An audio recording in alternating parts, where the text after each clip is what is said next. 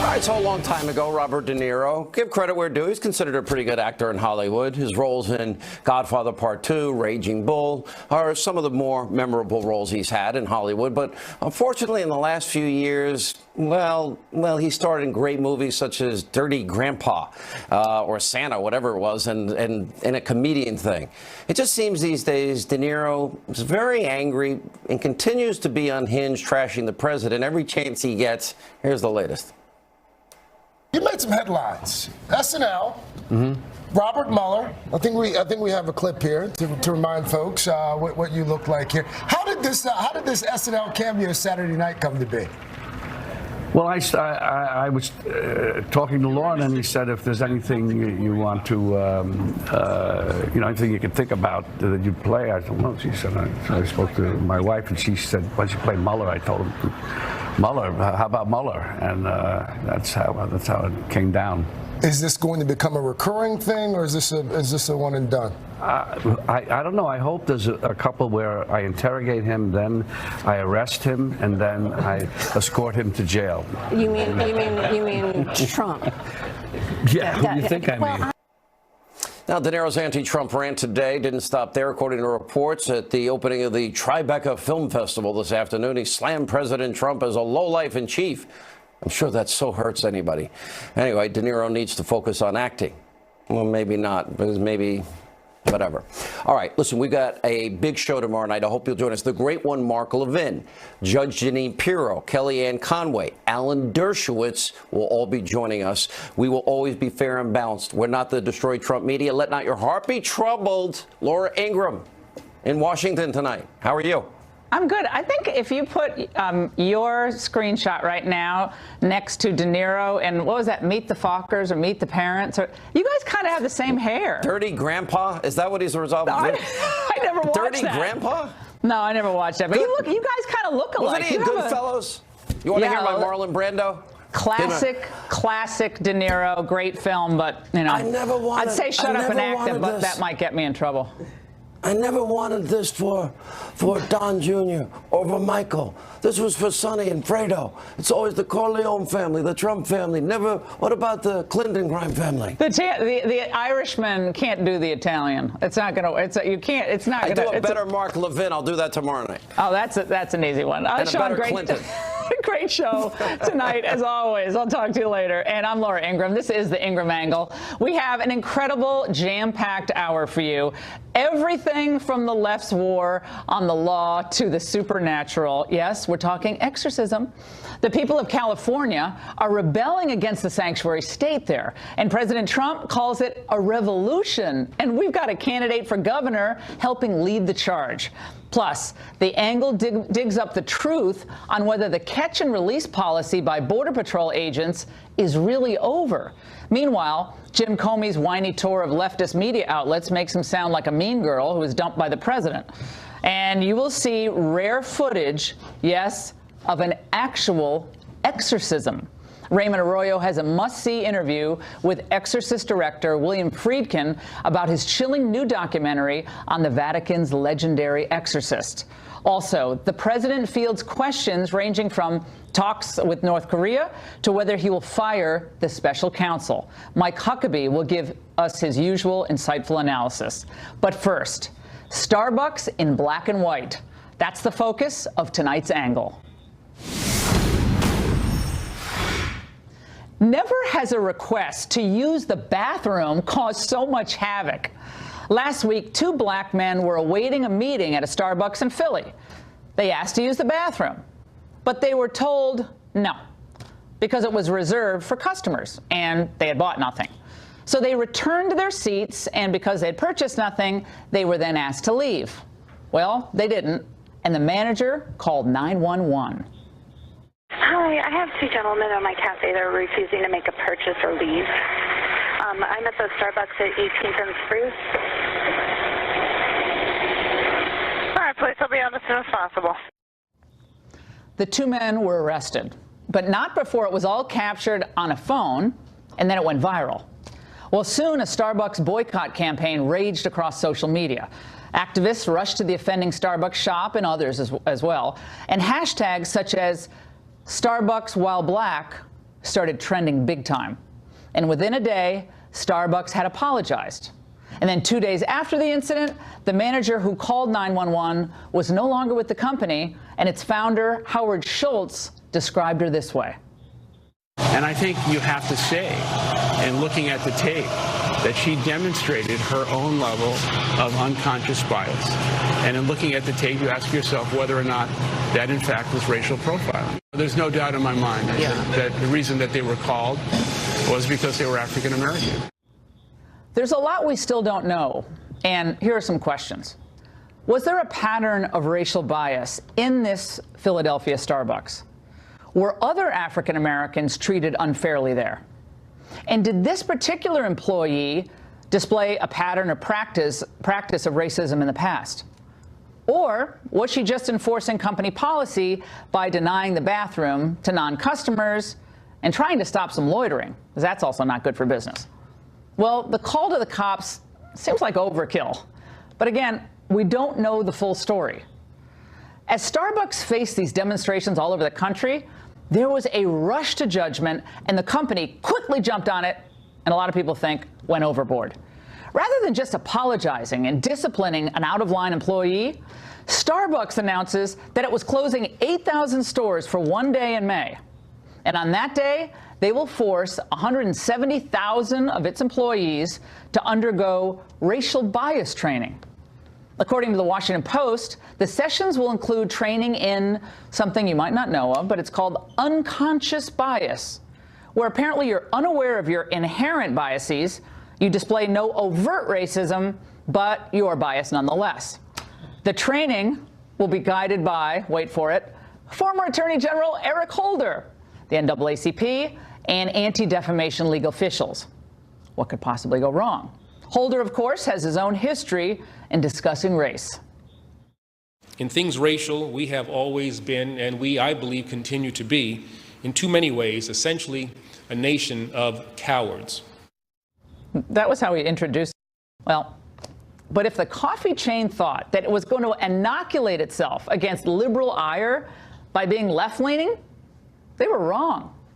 Their progressive, supposedly inclusive identity just made them an easy target for protesters. By the way, a comedian, I didn't even know this, I thought it was for real earlier today, but a comedian is going to join us later. He decided to see just how far liberal guilt would go in Starbucks. So he found his way into a Starbucks and he demanded reparations. I heard y'all was racist, so I came to get my free coffee.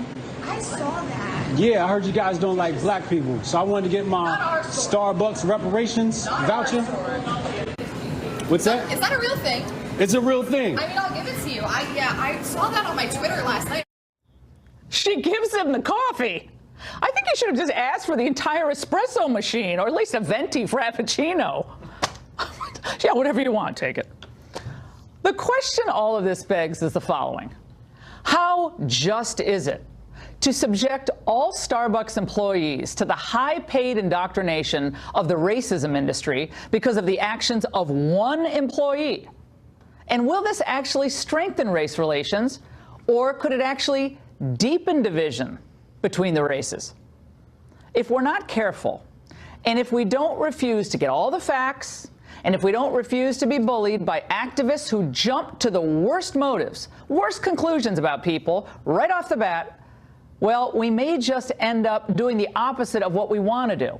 We may end up poisoning the well further in this country, and we may be encouraging more mob takedowns of well-intentioned people or organizations, or people who just make mistakes. And that's the angle. Joining me now for a reaction from Houston is Horace Cooper, co-chair of Project 21.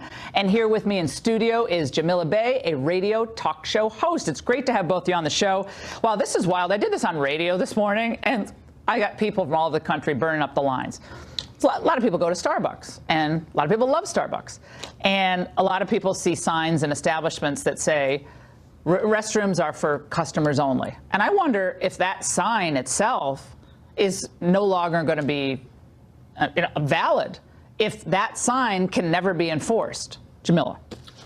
The sign absolutely can be enforced. If you're not making a purchase or you don't plan to make a purchase, you shouldn't be in a seat taking up space from patrons. The issue with this particular Starbucks is not that the gentlemen who were not just random black dudes sitting there. These are rather businessmen. These are real estate investors, or Well, no one should be discriminated against. It doesn't matter if they're businessmen or. Well, no, it doesn't matter. In this case, however, when we hear that Holly, the manager who's no longer there, was afraid because before some vagrant had chased her around when she asked the person to leave, that she can't tell the difference in a pair of gentlemen discussing their business while they're waiting for their third business partner to come in.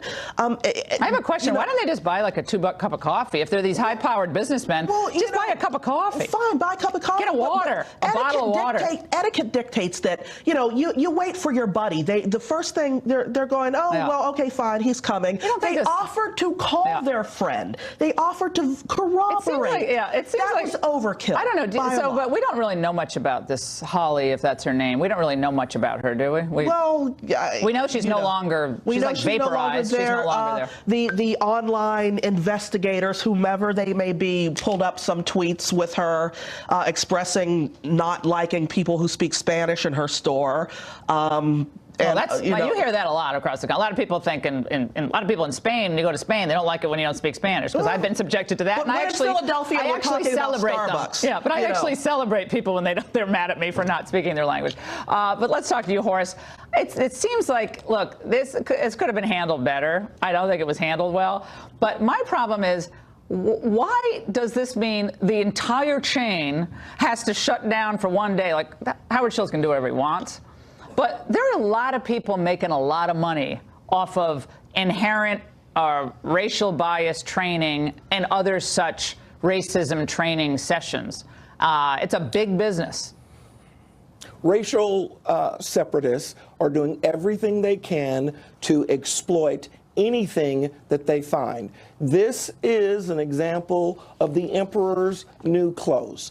We don't have to have real conscious misbehavior. We have unconscious bias. We have implicit bias. I want to make some news tonight. Our organization this week is going to be contacting the EEOC and the Department of Justice, and we're going to ask them to see to it that any employer that is going to punish, penalize, or in any way interfere with the right of their employees to operate without detecting whether or not they have some unconscious bias will be found in violation of Title VII. This absolutely must not be allowed to occur, and it is not just a little overstep. This is dangerous, and that's why we have civil rights laws to stop this kind of behavior. Jamil.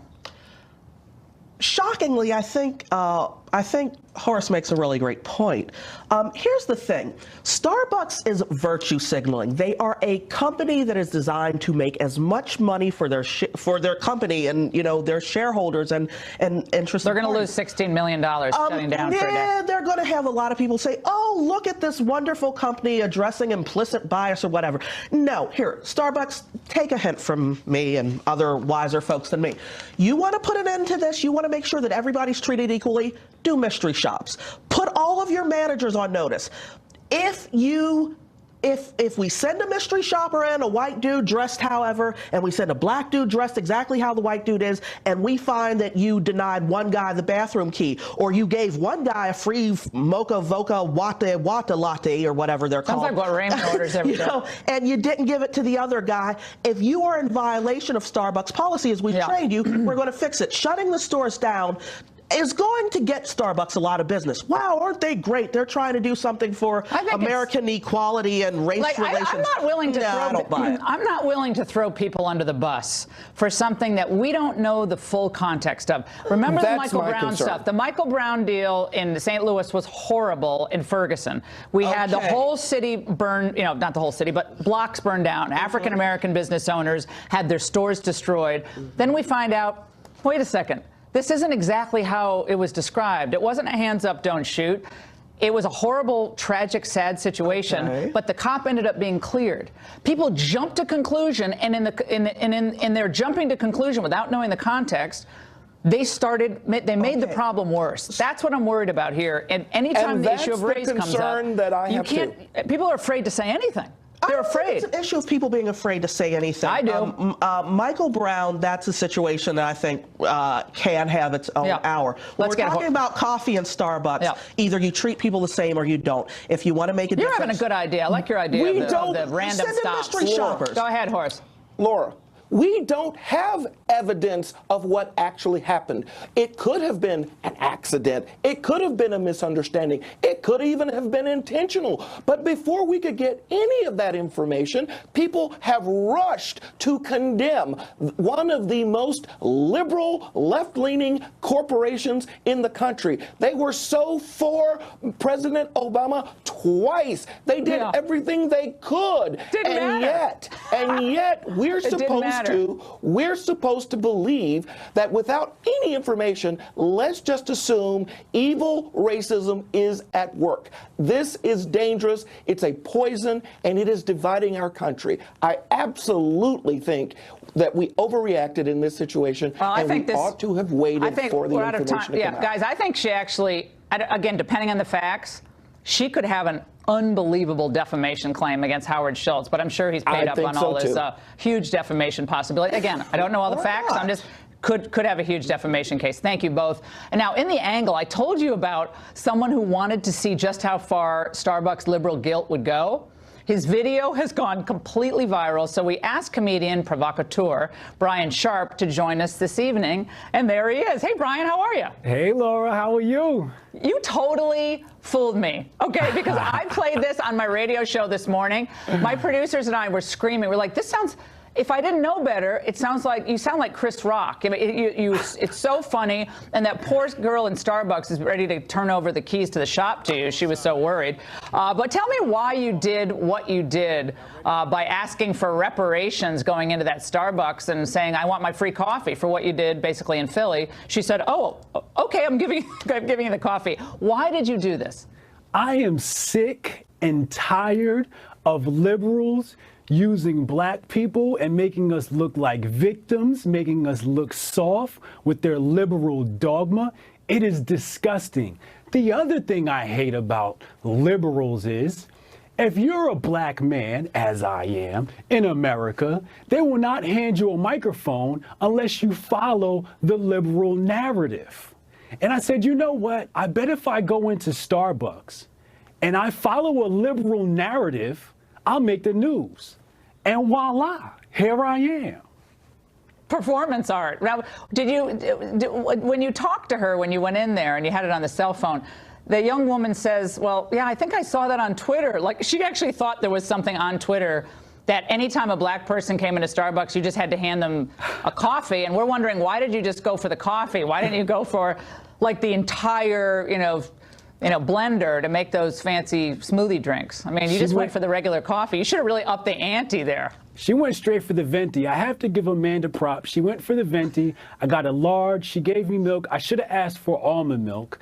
And she did give me caramel with the sugar in it. So, are you getting grief? Are you getting grief for this? From friends, grief for this from friends, liberals saying, how dare you do this? This is a serious issue, and now you're making light of it. How dare you? Like I said in my book on booksbybrian.com, you're going to get enemies. And you have to learn how to use them. I have a chapter in my book that talks about how to use enemies, and I know how to use them. So I embrace the hate. I embrace it because it gets balanced out with love. But all the people that hate, they're just brainwashed by liberals. That's all it is. They're afraid to think for themselves. We have a longer clip. Brian, hold on, because we have a longer clip, because people who somehow missed the top of the show. Okay. I want to play the longer clip if we can. Bring that back. Can we? Yeah. Can we play the original clip just again one more time? Because I'm sorry, it's screamingly funny. I want to play it one more time. Let's watch. Okay, just 1 second. Anyway, so you go into the Starbucks. Did you pick the Starbucks for a reason or just any random Starbucks? I happened to just be there. The idea was already in my mind. I just happened to be there. I was with my family, as you saw my son in the video, and I was like, oh my God, a Starbucks. And You I just said, did you know this what? you did this off the top of your head. Off the top of my head. Oh my gosh! I thought you planned it out. Here we go. No. Get my free coffee. Y'all ready? Are you ready? Yeah, we're saying. Y'all No. ready? Yeah. Okay, this was okay. This we thought this was planned out and About to get my scripted, free Brian. coffee. Great stuff. Thank you so much. We may, by the way, be hearing the first rumblings of a political earthquake in California. Up next, the growing number of fed-up citizens there fighting back against the sanctuary state. And later, you know how scary the film Exorcist was? Well, the man behind it joins us with his new documentary that'll show you the real thing. Don't miss it. President Trump sees the tide shifting dramatically against California Governor Jerry Brown. His state sanctuary law and Brown's refusal to use National Guard troops to stem illegal immigration. Trump tweeted today, "There's a revolution going on in California. So many sanctuary areas want out of this ridiculous crime-infested breeding concept. And Jerry Brown is trying to back out of the National Guard at the border, but the people of the state are not happy, want security and safety now." And the president may have the numbers to prove it. Nearly 20 jurisdictions in California have announced their opposition to the state's sanctuary law. Let's debate these developments in the Golden State with Republican candidate for governor John Cox and the Border Angels founder Enrique Morones. Great to see both of you. All right, Enrique, let's start with you. Let's start with you on this issue of the National Guard at the border. Not all governors are wild about it, I'm sure. But initially, Jerry Brown said, I guess 400 troops would take part in this effort. But he made it clear that there's no wall. I guess they're not going to build a wall. Well, we know that. But they're not going to enforce immigration laws. And now this whole thing has reached a fever pitch. Don't you think the fact that all these counties are worried about the sanctuary laws affecting their safety, isn't that a bad harbinger for where this is going? Not at all. I'm glad David Hogg let you back on the air, by the way. But I'm with the majority of Californians. We don't want to have a wall. We support the sanctuary state situation. The fact that Republican small groups within California are opposed to the sanctuary law, that's not a surprise. But the majority of Californians support the sanctuary state situation. We realize that these undocumented people that are not criminals should not be turned over to ICE, because there are people that have come in the only way they can, risking their lives. We don't encourage that. And we know there's been a 50%, almost a 50% drop in undocumented people coming into the country in the last 5 years. You might not be aware of this concept. It's called facts. Let me introduce you to a fact. Fox News. Come on, you're the last. Let me introduce you to a fact, Enrique. Take a breath. I'm all about facts, but you're It is Fox. important You're not to about facts. take a breath. Then you shouldn't come on the show if it's not about facts. Then why are you wasting our time? That's because an you're the one insult. that insisted. That's Come on. No, You're the ones that called me 6 times to come on. Are you in prison? Are you not a man with free will? I'm confused. Border Angels has no free will. We invited you I said I couldn't come on. I was very busy today. Enrique, come on. if you want to get personal, Laura, let's if talk you want about to get that. personal, Enrique, you can get personal. But you just made a statement about how the majority of Californians are not for sanctuary cities. Right. 59% of Californians say it's important to increase deportations of undocumented immigrants. That's the UC Berkeley. Undocumented criminals. That's the UC Berkeley study, John Cox. Yeah, but you're wrong with the facts. Yeah, they were talking about John undocumented Cox criminals. will be How can able he to speak now. say- Thank you. Yeah, thank you, Laura. I'm up in Sutter County, which is one of the first counties to declare their opposition to sanctuary state. My home county of San Diego just did it yesterday. Orange County did it a few weeks ago. You got the city of Escondido. You got 20 jurisdictions around the state who have already acted. I think there are going to be more because people are sick and tired of Jerry Brown and Gavin Newsom's ignorance of the law. They really believe that people want to have MS-13 living next door to them. I don't think Enrique wants gang members and drug runners to be living next door to them. We're talking about getting criminals out of California. And Jerry Brown and Gavin Newsom are favoring criminal illegal aliens over the law-abiding citizens of this state. It's got to end, and I think the people are rising up, Laura. I think there really is a revolution brewing, just like I think there's a revolution brewing in the governor's race here, and I'm going to be the next governor of this state. I don't even know who this guy that's is. very Who is this guy? ambitious for. Who is this Cox guy? I never even heard of him. Okay, Enrique, you Who is have this been guy? Enrique. Enrique, I just want to tell you, God bless you. I mean, I wish the best for you, but you've been so incredibly rude and nasty since almost the first second of this, appearance. And so, to say who is he, I'm sure he doesn't know who you are. So who cares? It's a conversation, which is why we actually invited you on the show to have a conversation about a topic that's actually really important. Sponsors? David Hogg got rid of half of them. It's actually really, important. And poor Enrique is trying to make waves. And this is how the sad thing is. This is how the left operates. I'm not on the left. Yeah, Enrique, thank you for that insightful contribution to the show. You're welcome. Laura, this is about the safety. Yeah, John, let me just say something. This is about the safety and security. John, hold on a second. Yeah. I just want to. It's very important for people watching the show tonight to understand that what just happened with a rabid pro-illegal immigration activist, and he is that, but we still invited him on because it's fun to have a spirited debate. But what you just saw is what we talked about a Monday of a week ago, which was the attempt by the left to demonize those with whom they disagree. We didn't demonize Mr. Morones. He tried to demonize both you, John, or dismiss you by saying, who is this guy?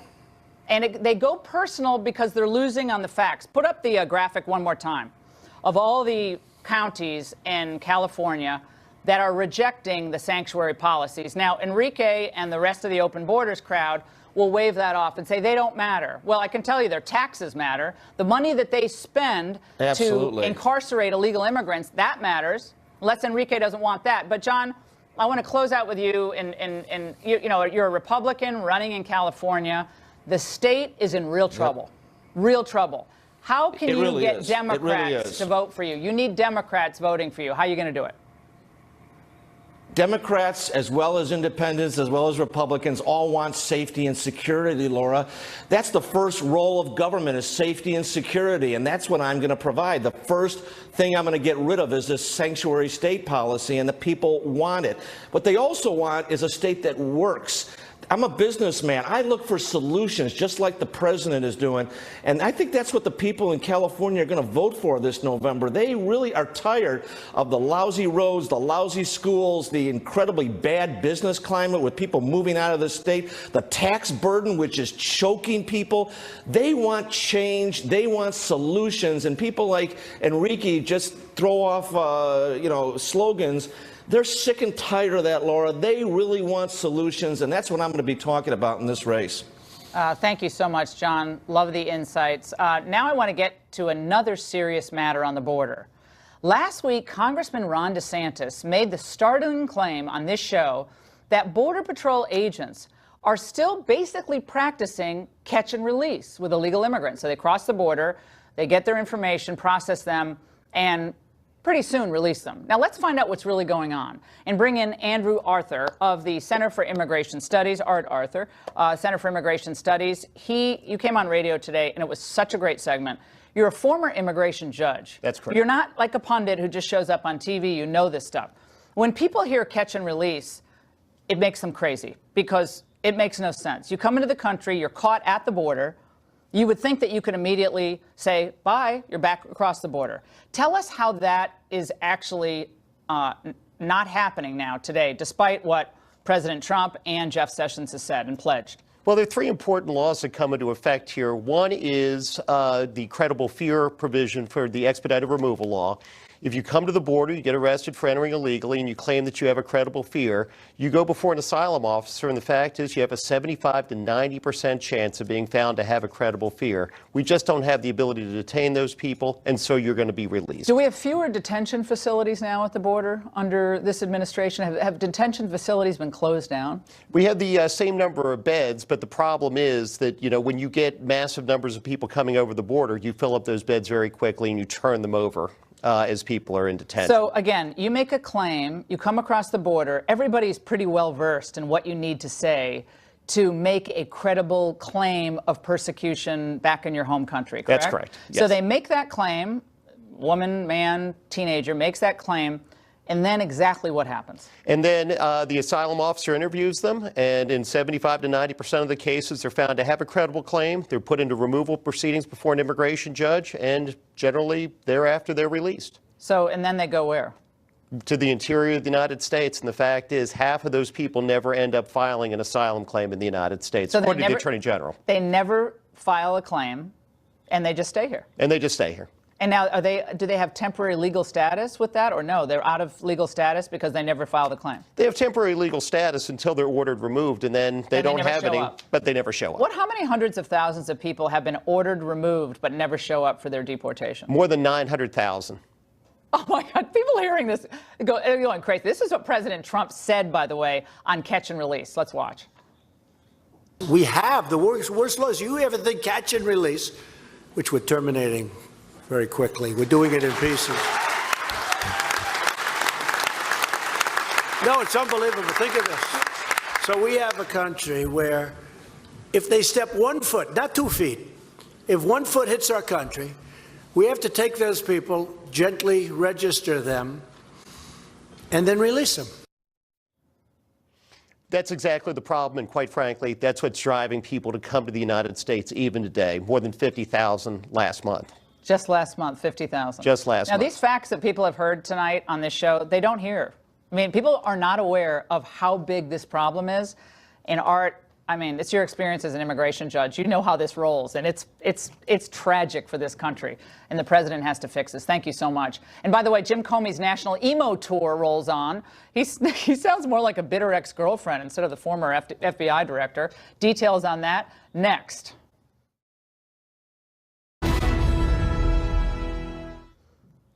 It's kind of not a nice question to ask, but is Jim Comey off his medication? Because seriously, just look at what he's been saying on national TV while hawking his book that bashes Trump. He's tweeted at me probably 50 times. I've been gone for a year. I'm like a breakup he can't get over. I'm out there living my best life. He wakes up in the morning and tweets at me. Oh my gosh, why can't Donald just get over me? Comey sounds himself more like a jilted, gossipy teenager than the former FBI director. So let's try to figure out what's going on here with former Secret Service agent Dan Bongino and Richard Goodstein, a Democratic strategist, former advisor to the Bill and Hillary Clinton presidential campaigns. Great to have both of you on. Let's talk to you, Richard, first. Jim Comey is the gift that keeps on giving. There's a couple of, I love Hillary. I want Hillary never to leave her book tour. I want that to keep going on. I want Nancy Pelosi to hold on to that gavel, but not actually use it. And I want Jim Comey to stay out there. Your reaction to the interviews so far? So I have kind of mixed feelings about Comey. I think that he cost Hillary the election. I mean, I think with the polls, both before the July press conference and right before the October 28th letter, she was looking good and then basically cratered after that. And he's admitted, to his credit, he's admitted during this book tour he didn't have to do what he did. And I think he did it for the reason he's going on this book tour, is so that he could basically kind of put himself front and center.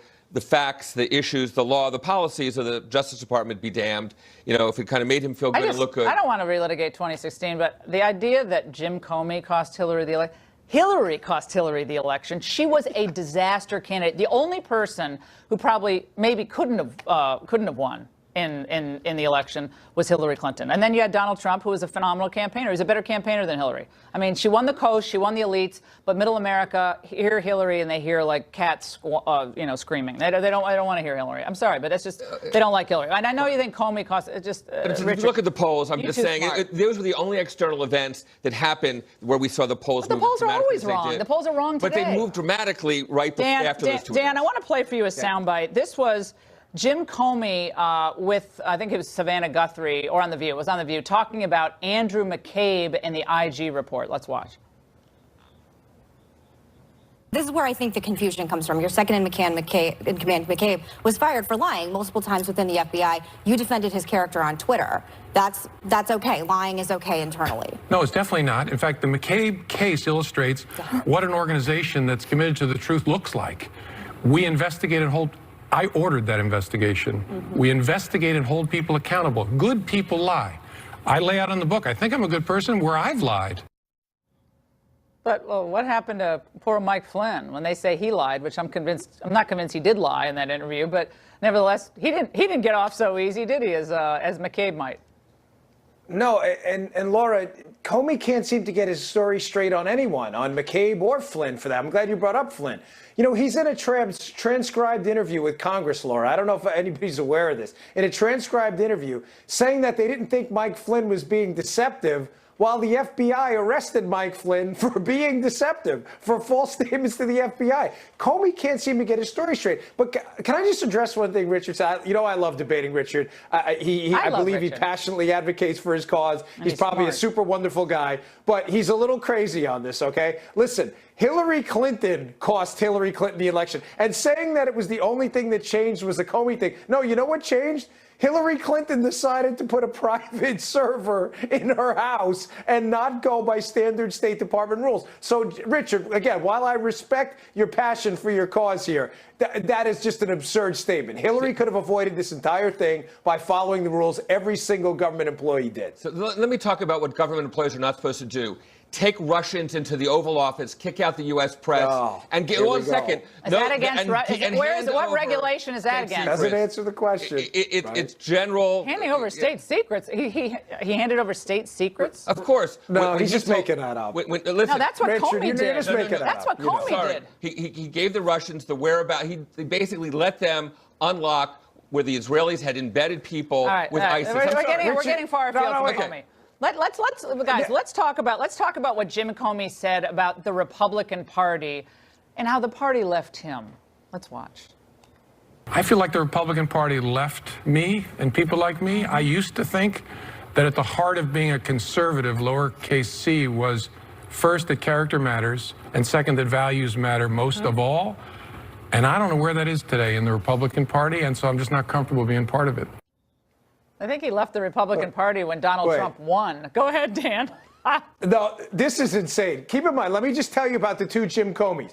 Jim Comey, number one, in a March 2017 hearing, admits on the record, by the way, this is all on YouTube for anyone to see in front of Congress, under oath, admits that he hid the sensitive Donald Trump investigation from Congress for 8 months, Laura, and avoided the quarterly briefings. Quarterly, meaning every 3 months for Richard, and some other people may have a hard time figuring this one out, right?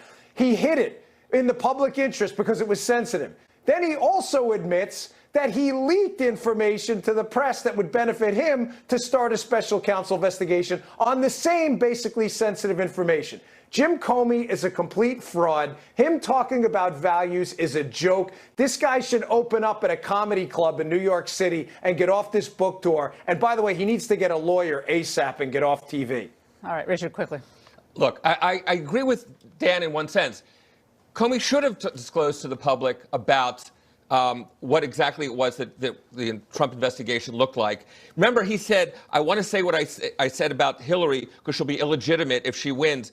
And guess what? That's exactly the boat that Trump is in by virtue of Comey not disclosing to the public about this investigation. I'm sorry, Dan. I agree that Comey had an obligation to level with the public. If he's going to level with them about Hillary, he had to level with them about Trump, and he didn't. I just want to say... But he didn't level with the public. And in conclusion, what I'd like to say is, I frankly am really glad the Republican Party is not welcoming Jim Comey in right now. I think that's really good news. He discredits the Republican Party. I think everybody on the panel agrees. Yeah, that the country clubber, old line establishment, took our country down a rat hole. I'm going to shake with and I'm really glad. Okay, so woo, let's celebrate that. All right, guys, fantastic. Love you both, by the way. And the man who made the Exorcist movie, that smash hit new documentary's coming out, and it's going to show you the real thing. Yes, a true case of demonic possession when we come right back.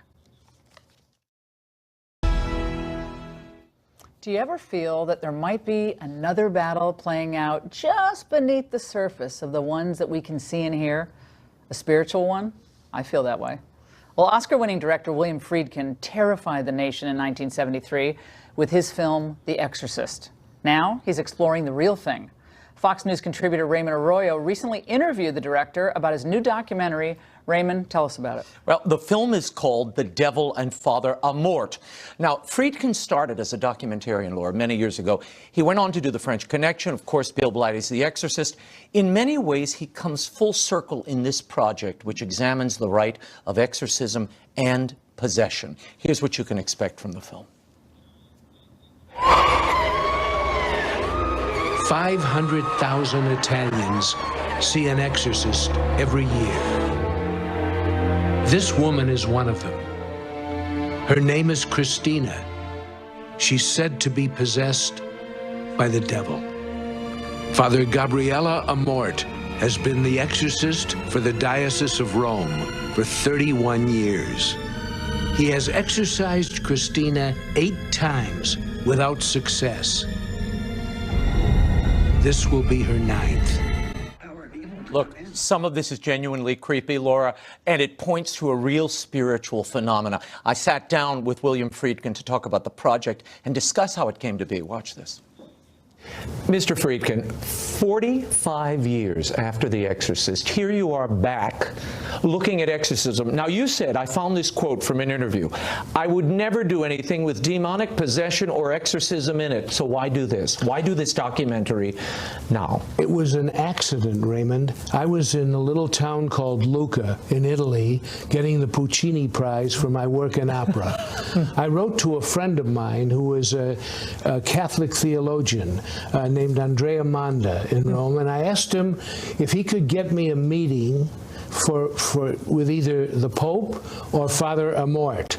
And he emailed me back immediately saying, well, Father Amort is available, would be happy to meet you, so I went to meet him. And Father Amort was the lead exorcist, Rome's exorcist for many years, trained 300 exorcists. Yes, his title was exorcist for the Diocese of Rome. Wow. And you had never seen a real exorcism, but you asked Father Amort to allow you to photograph one.